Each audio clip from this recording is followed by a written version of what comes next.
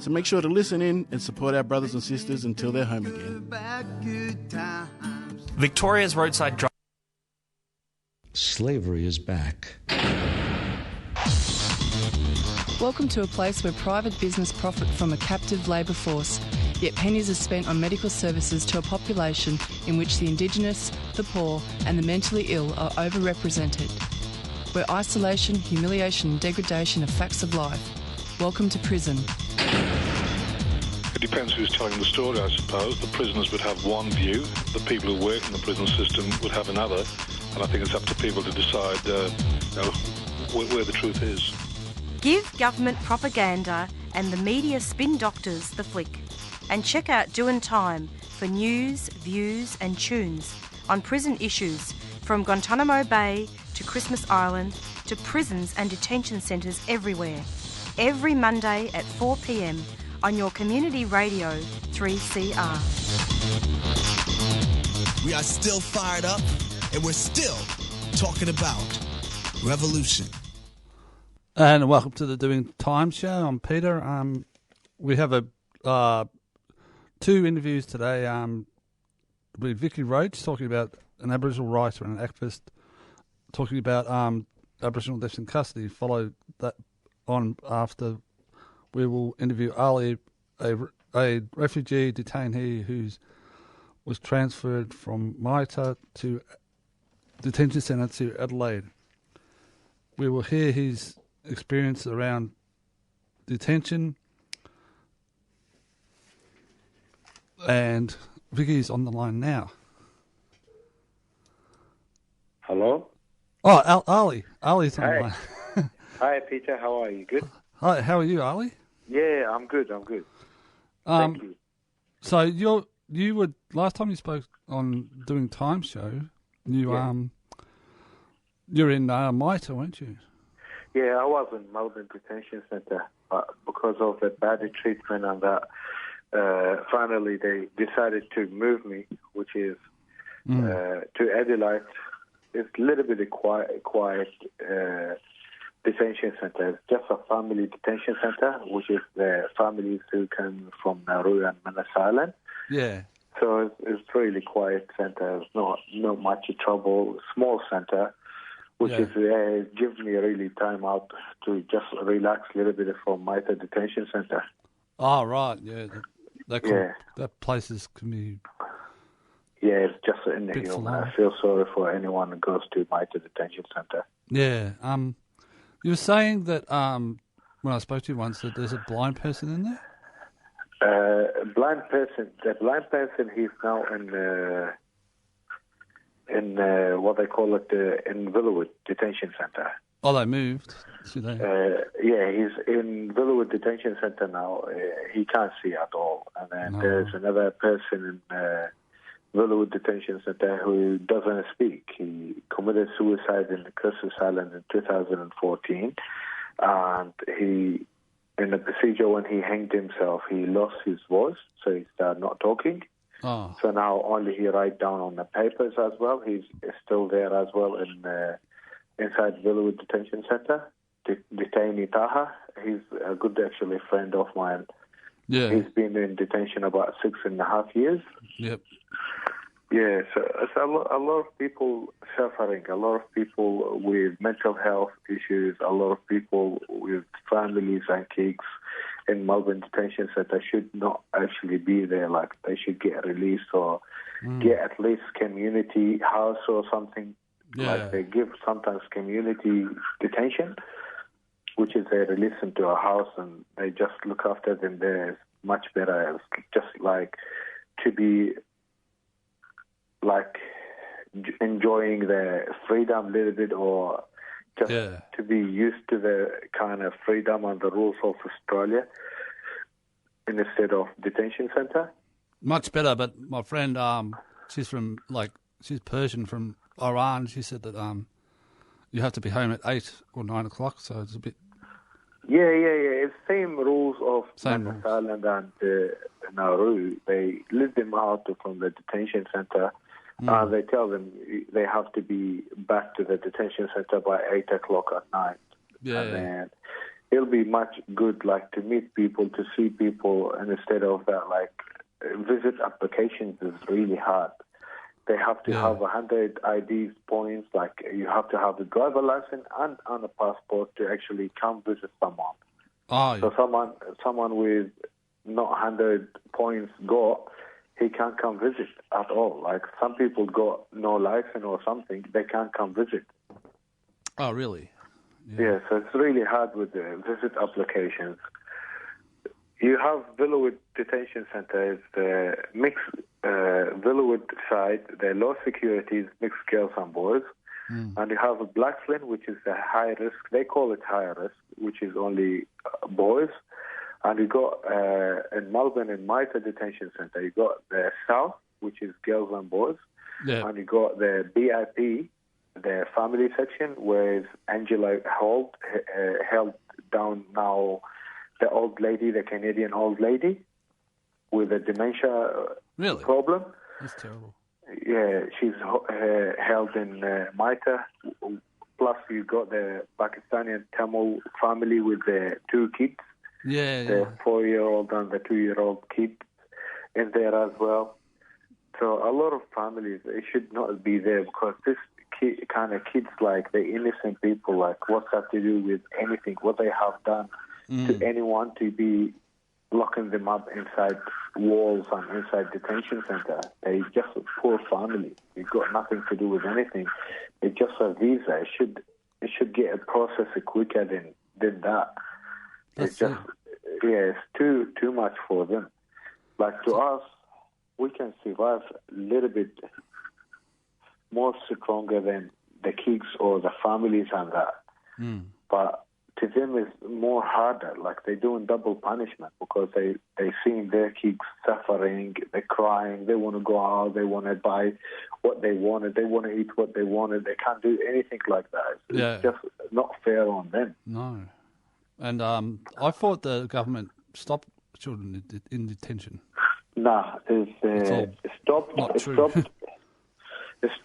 They stopped children in all the state. Only Melbourne Detention Centre is still children in there. I believe there is still 6 children held in detention centre inside Melbourne Detention Centre. I speak with the families all the time in there, and it's been held there. There is a BIP section where it's like houses. That's where they get held in there. It's just like the kids. They should actually be released. And me, I moved to Adelaide. Like, I've been moved around so much inside detention centres, section to section, inside other state. Like, they just moved me from detention to detention centre. Did they? They like to shift people around a lot. Sometimes they like to see you, like, they like to break you, mind games with you. Yeah. But hopefully now they just giving me a little bit of slack, cutting me some slack, like just giving me a break a little bit. So thank God for it. So I'm just laying low, just quiet, enjoying a little bit of the freedom what they're giving me now, which is very good. Yeah, I get to cook, like, food for myself for first time in a long time. That's great. Yeah, so it's something looking forward for it, which is very good. And people have their different belief systems and religion, and they can, like, have Ramadan and don't have to worry about what the guards want you to do, sort of thing. Yeah, of course. You get a lot of religions, a lot of type of traditional food. People want to cook, like Pakistani people, Indian people like spicy food with curries and all that kind of stuff. New Zealand people like roast stuff, roast pork and like chops and all that kind of stuff. You get the Middle Eastern guys, like the boys and the girls and that, they like biryanis and chicken biryanis and spices, Middle Eastern spices. So it's a lot of traditions, stuff and religions You see different all the time. Everyone, different religions, different countries. So, yeah, you'll have a lot of experience when you live with this kind of people because you'll just learn more and more and more from them. Yeah, that's true. So you are in the process of a court case. We can't talk about it much, but the process of me about my visa, I win the case, but now we're going back to the Australian Tribunal in Melbourne, which is in 10 days. I'm going there. I'm asking the judge why I should stay in detention centre when my family in Perth and my mom's sick, and that she came to see me last week when I was in Melbourne, and she fly back to Perth. Yeah. It's just a heartbreak, to come there and she see me and crying about me and want to be with me and that. So it'll be good if I rejoin with my family, and I'm still going to be supportive to refugees and helping all the refugees inside detention centres and asylum seekers. Yep. It's just, this has become part of my nature. I just like to help people because I feel them as I feel myself, because I'm detaining with them. So I feel exactly the pain they feel about them away from their family, them worried about visa, them worried about getting deported to a dangerous country and that. So I will be still supporting the refugees, which is, I already spoke to Chris Breen in Refugee Active Collective and Pamela Care and Helen Fox and all that kind of people who help refugees.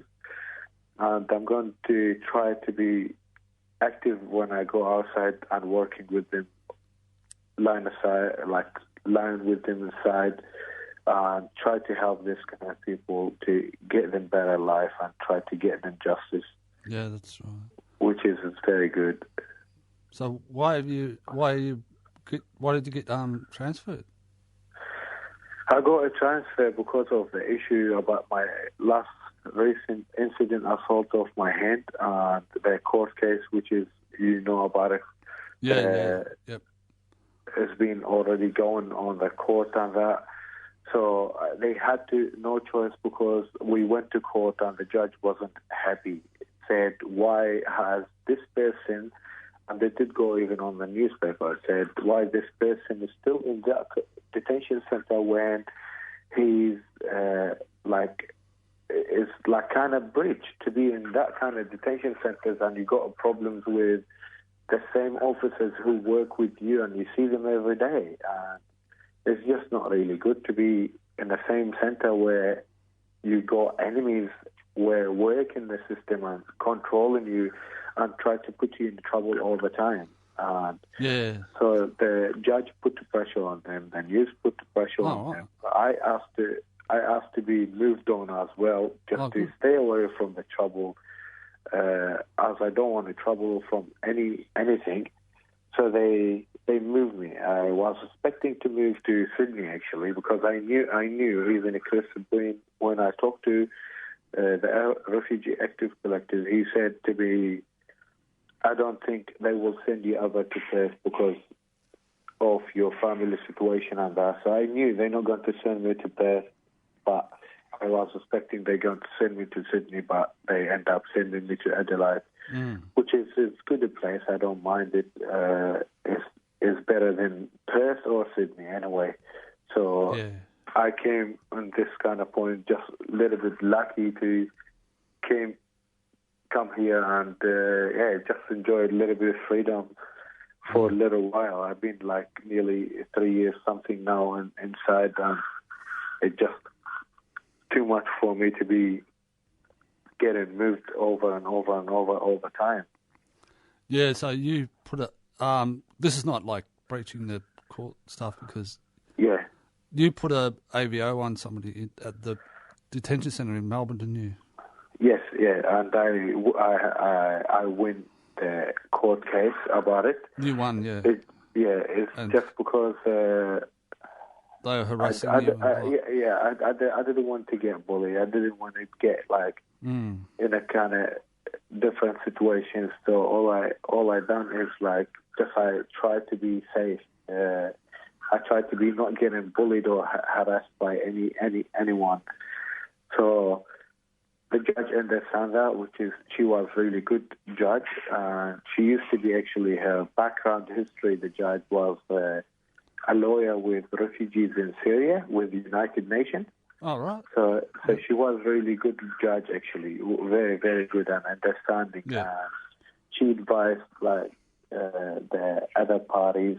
She advised said, this is a refugee locked in detention center.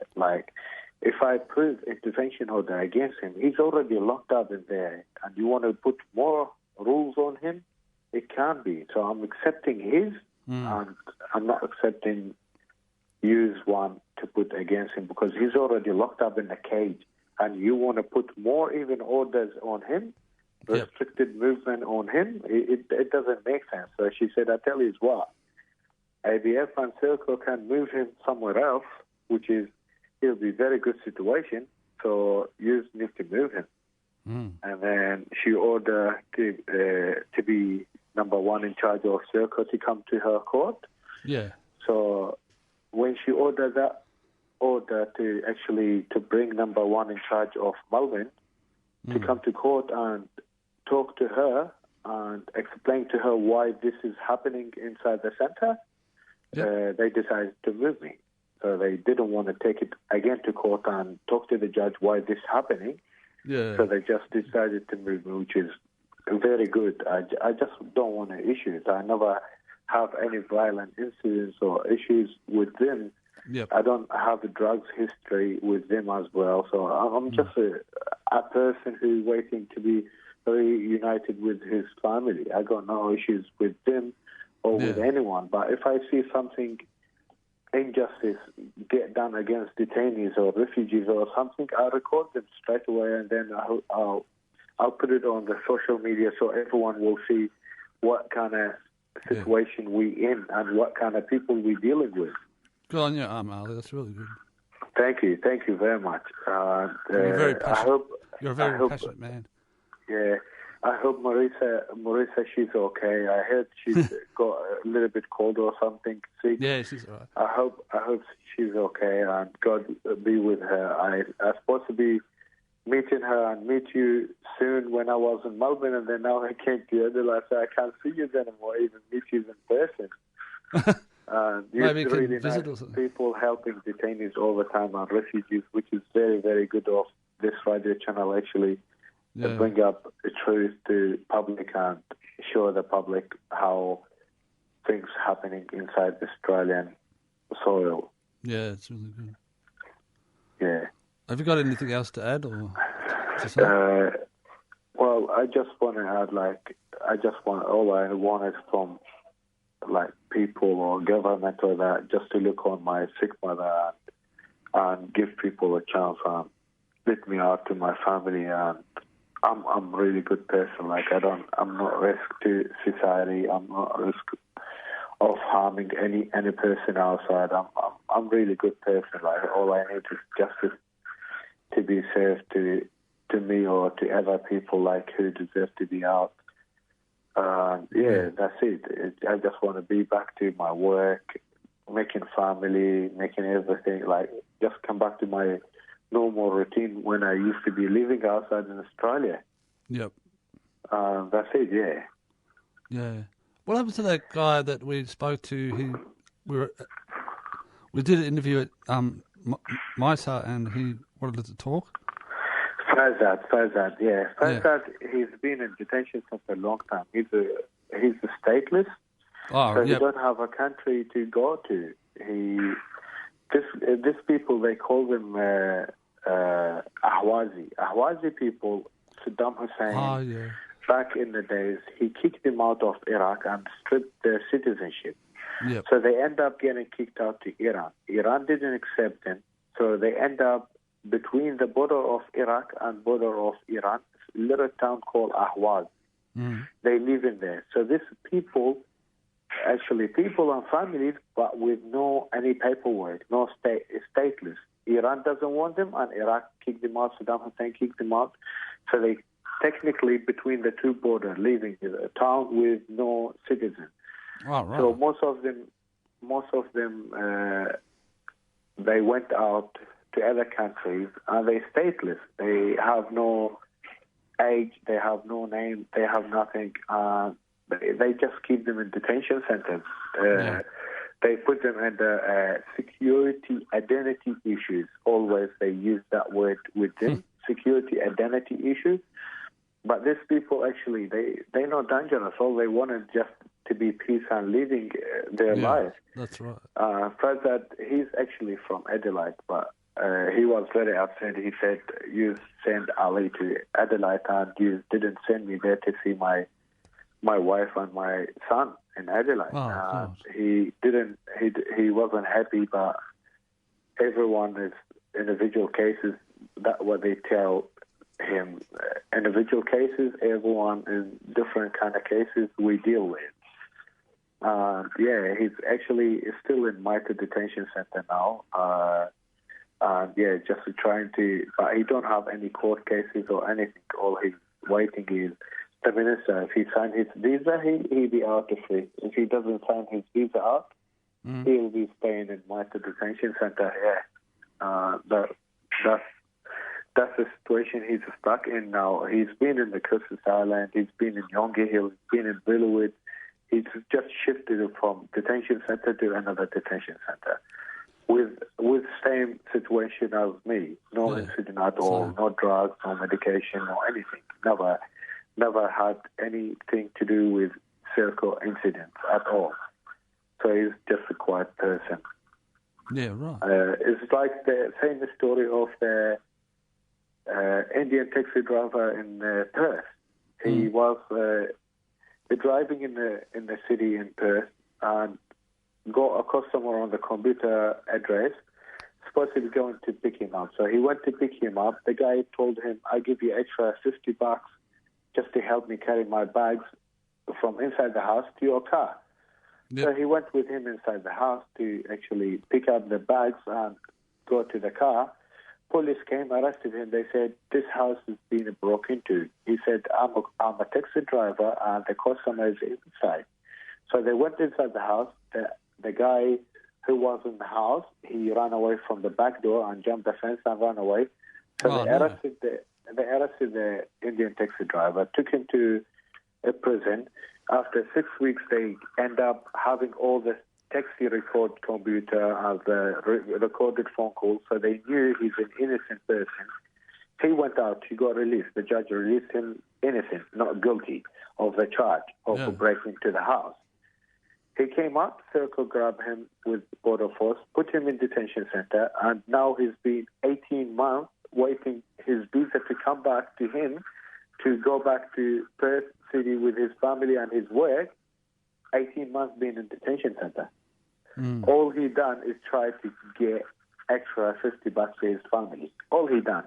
Yeah, that's it. All right. So a lot of situations you get, stories always. I hear stories there and there and there and there, like a lot of stories, and it's just not fair on anyone. No. Yeah, that's all. Yeah, it just needs to be a little bit justice and communication between border force and immigration and detainees, actually, because some people don't deserve to be here. Yeah. Well, thanks very much, Ali. Thank you. I appreciate it. Much appreciate it. Yeah, we always appreciate listening to your Thank you.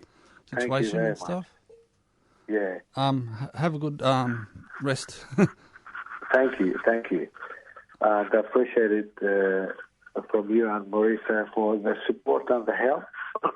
Not a problem. And anything you wanted or that, you can text me or call me anytime.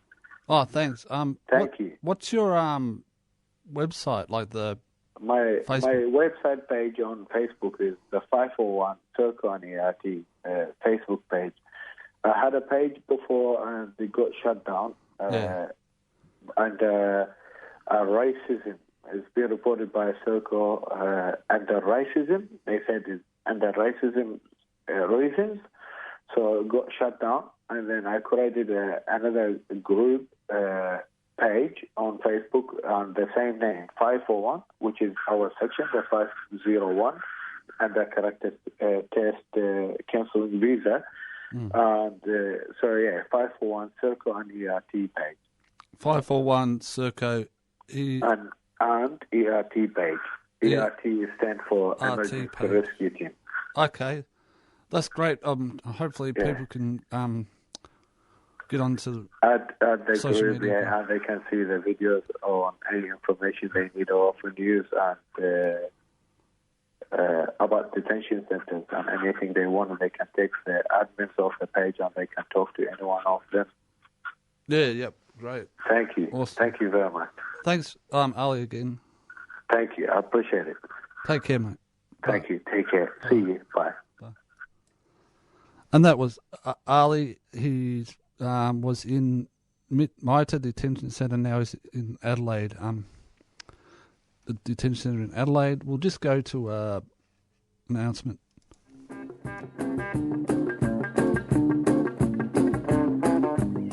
We know you love our 3CR Radical Radio t-shirts, and so do we. They're 100% cotton and Australian made, and you can get one for just $30. They come in black, dark grey and a cool light grey. To nab one of these beauties, drop into the station at 21 Smith Street or order by phoning 9419 8377. Or you can visit us online at 3cr.org.au/shop. Come on, you know you want one.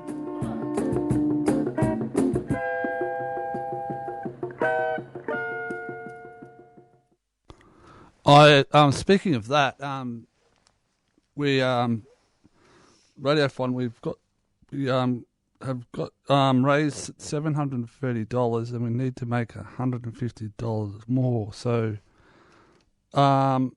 if people can donate it's not too late to donate. I'll put up a announcement soon about that, and just call 941. Just come into the studio into 3CR, 21 Smith Street, Fitzroy, or call us on 9419 8377, and please donate to us because our show still needs $150. It's not too late to donate. It's not too late to donate. It's not too late to donate to 3CR Radiothon 94198377 or check our website 3cr.org.au.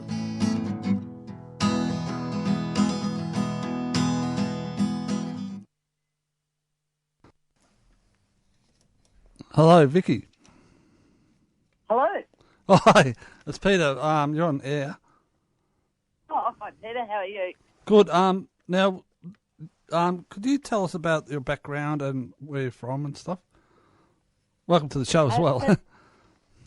I'm sorry, say that again? Oh, welcome to the show. Could you tell us about your background and where you're from and what country you're from? I'm a Yuin woman from South Coast, New South Wales. I suppose my background is in and out of prison, and being an activist and an advocate for women in prison or women affected by the criminal justice system. Yeah. We'll just start off with talking about the Royal Commission into Aboriginal Deaths in Custody. How do you think the Commission has failed for Aboriginal people? Oh, in every way possible. Yeah, that's right. They haven't. And as far as the Royal Commission goes, how many recommendations have been implemented? Less than 20, I think. Yeah. And the ones that they have implemented, they haven't implemented them in a way that benefits us or contributes to our well-being. In fact, they twist them so that they can still cause harm using the recommendations.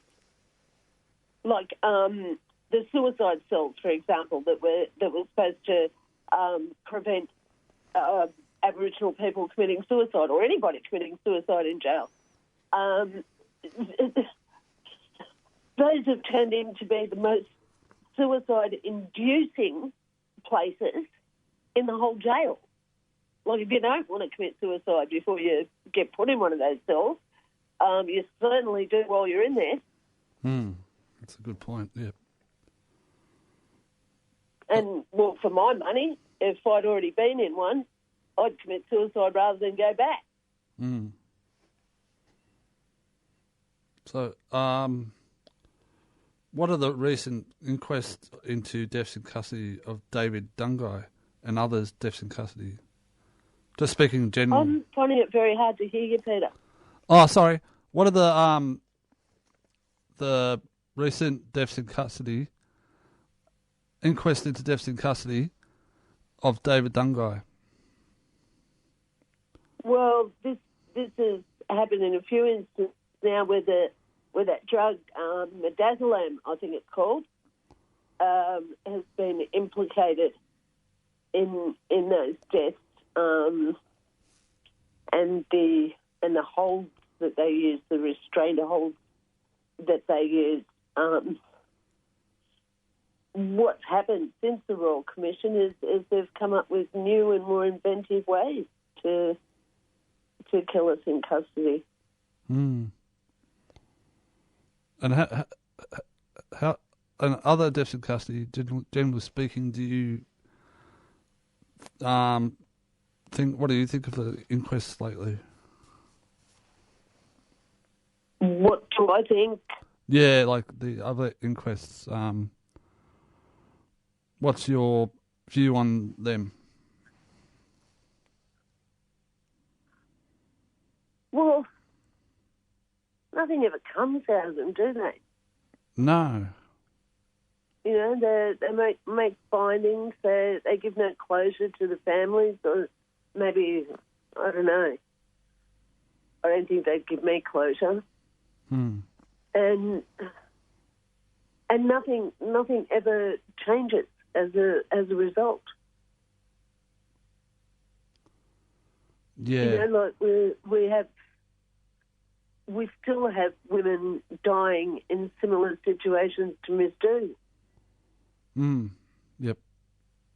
And the WA government is still reluctant to move on changing those laws that lock people up for not paying fines. Yeah, that's it. Laws which predominantly affect Aboriginal people. Yeah. So, you know, of course, prison's wouldn't be the last resort. Well, it's not, and it should be. And magistrates decide who's deserving of that too. Like how many Aboriginal people are first-time offenders, unless they're very, very young. Yeah. And once you pass that first-time offender thing, you get no leniency or any sort of consideration from the court. You're an habitual offender. Yep.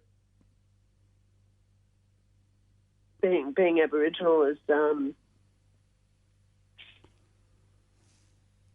when I went to court, the judge in my case said it had no bearing on on me or my offending. Yeah, right. Yeah, which I thought was a bit rough. There's been decisions made regarding that, sort of like the Eames decision, for example, that a person's Aboriginality and the history of colonisation and stolen generations, etc., should be taken into account in sentencing. Yeah. But my particular judge didn't think I was eligible for that. Oh, right. So yeah. So I know I'm aware that you're abolitionist. What's the model would you think of in abolition? What model would I have? Yeah, what model would abolition... I suppose people think abolition is like straight away stop prisons and stuff, but it's not like that. It's more gradually, and then the big goal is to get rid of prisons. That's my view on it, anyhow. Well, the end goal is to get rid of prisons, and there's really actually no need for them to exist, unless we want to punish people or make money from them. Yeah. And of course, that's exactly what we want to do. As far as abolition goes, you could tear down just about every single prison in this country tomorrow.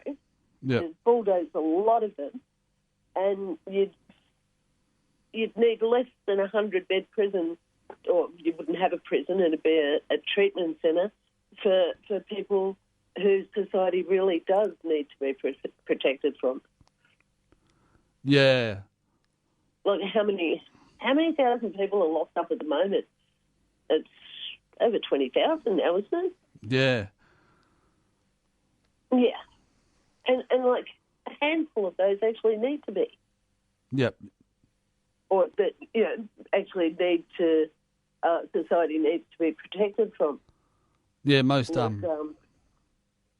could keep going, sorry. I was going to say most people who are incarcerated are minor offences, aren't they? Or, robbing a car or robbery or something like that. Yeah, property offences, drug offences. Yeah, drugs. And especially women. Look,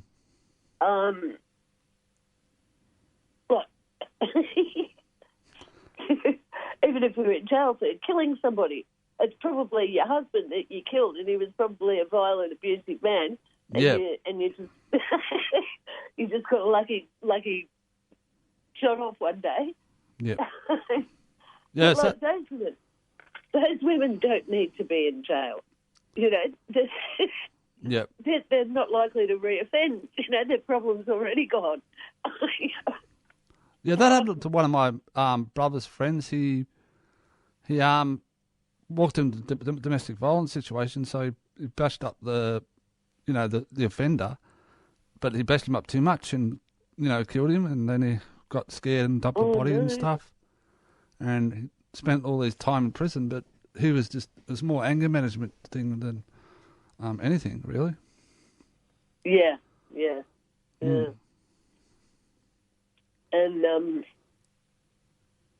well, look, every time an Aboriginal person interacts with the Blue Gang, you're at risk of dying.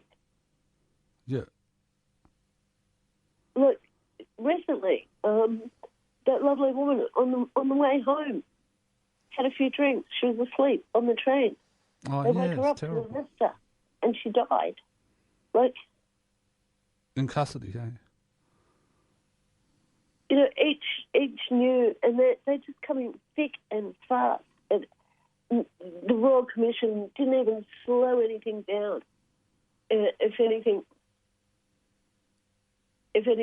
they're killing more of us now than they ever have. And still, no one has been convicted for killing us. No. No police. Slap on the wrist, basically, like with Lex Watton and stuff. What was that?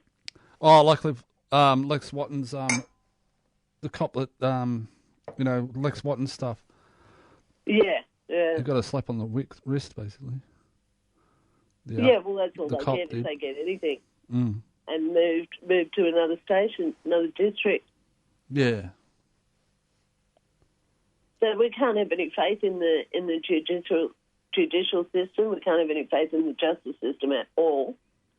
Yep. And it's really unsafe for Aboriginal people out there. Yep. Look, it's open season on us. Yeah. Look, yeah.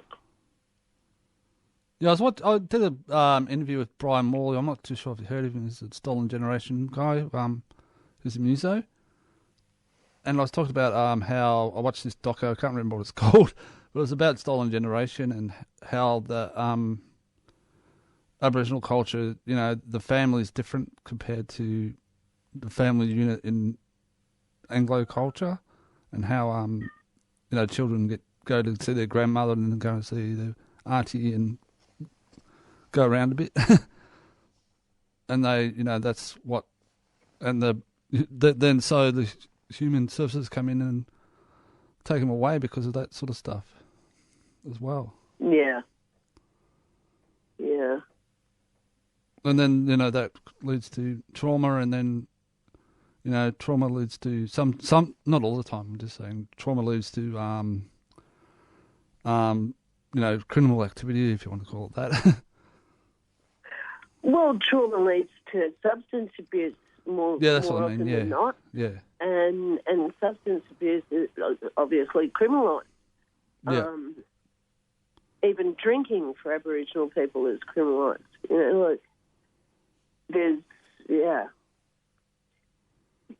Breathing will be criminalised shortly. I know. Well, they kind of do that when they put those strangleholds on us, don't they? Yeah. You're not allowed to breathe. Mm. Obey your master. Don't breathe. Yeah. Basically. Yeah. They did that not long. In the 1800s, didn't they? 1700s. Well, this whole thing, there's restraint holds that they've all been taught. Now that's a specific hold that they've been taught. Now, we know that this particular hold kills people. They use it in America. They use it in Palestine or on Palestinians.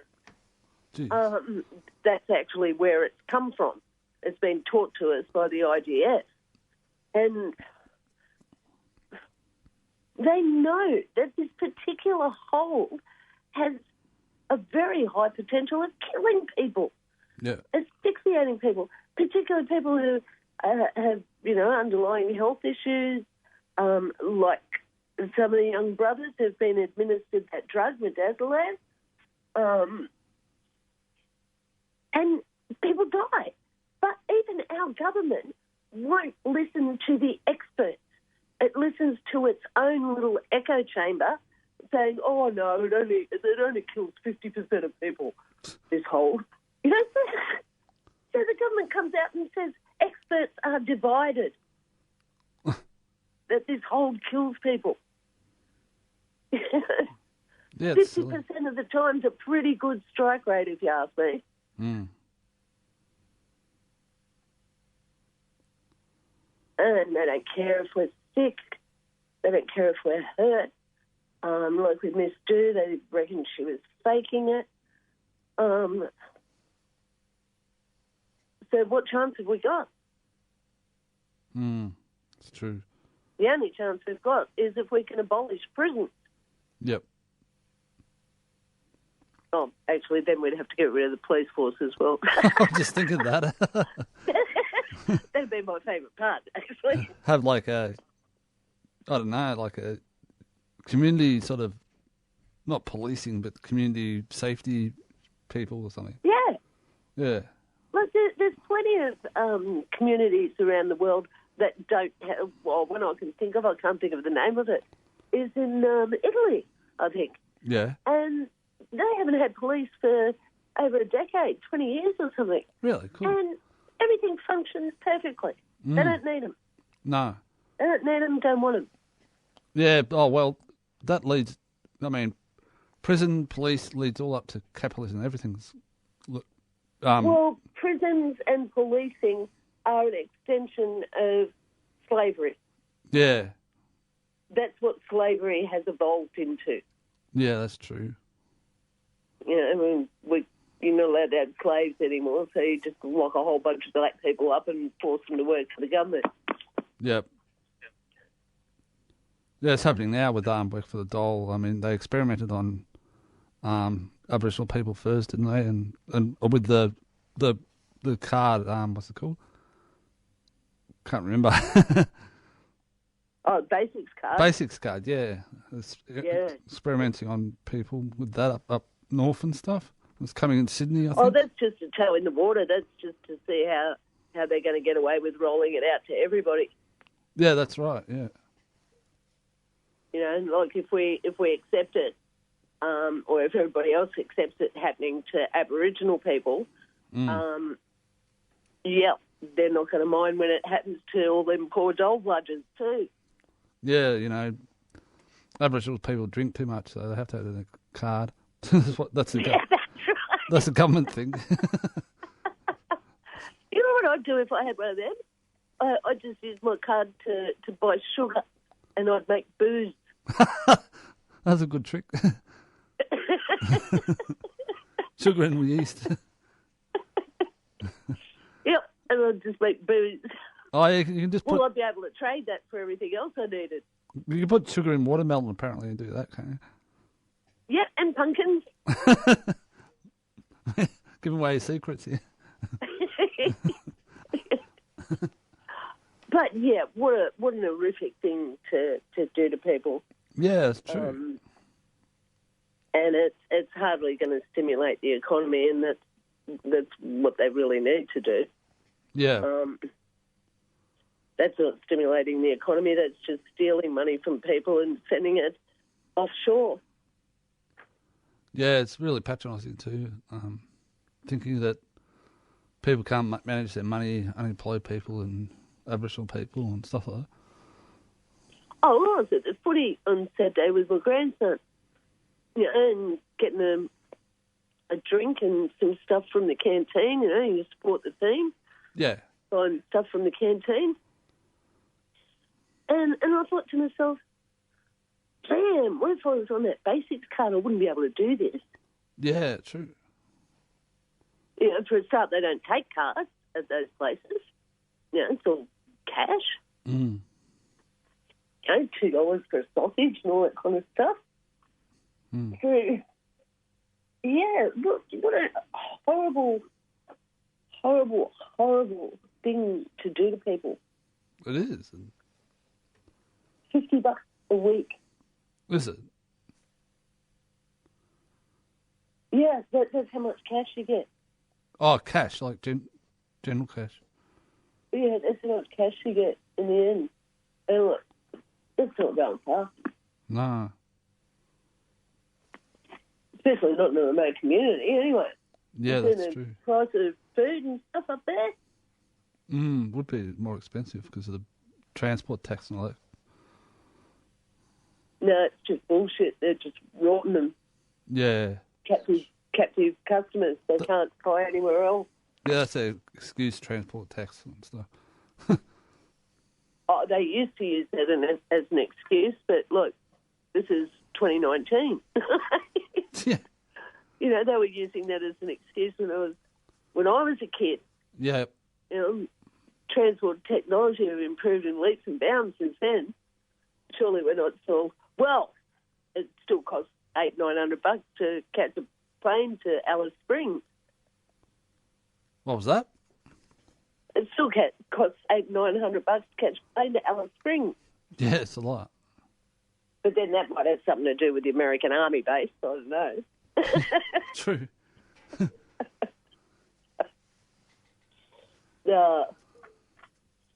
Oh, thanks for that. What are we now?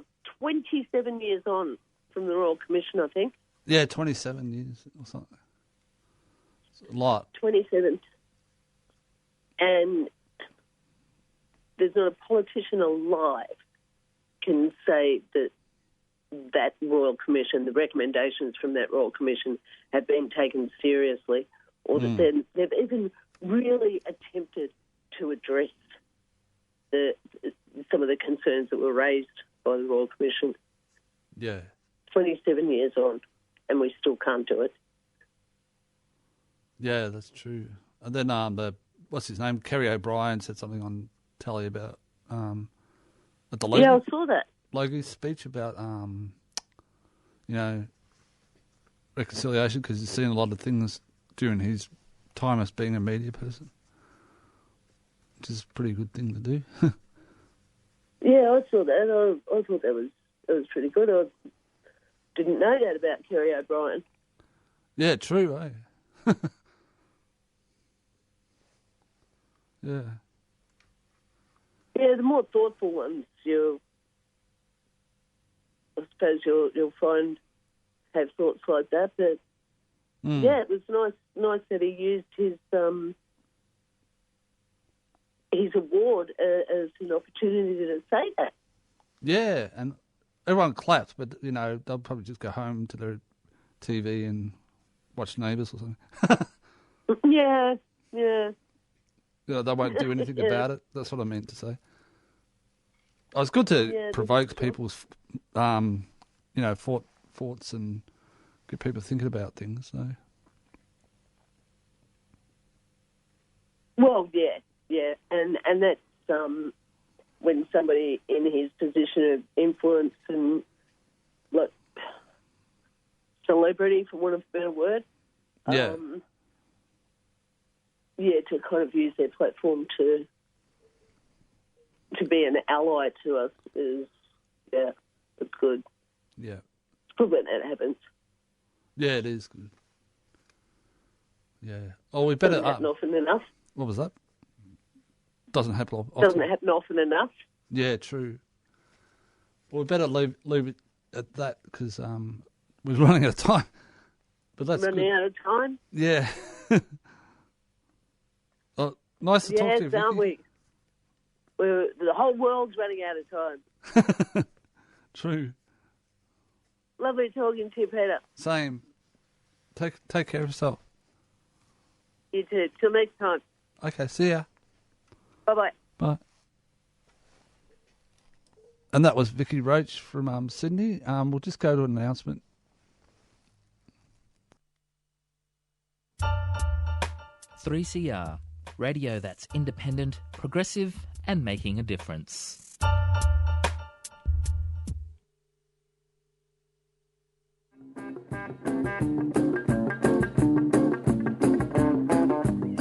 We know you love our 3CR Radical Radio t-shirts, and so do we. They're 100% cotton and Australian made, and you can get one for just $30. They come in black, dark grey and a cool light grey.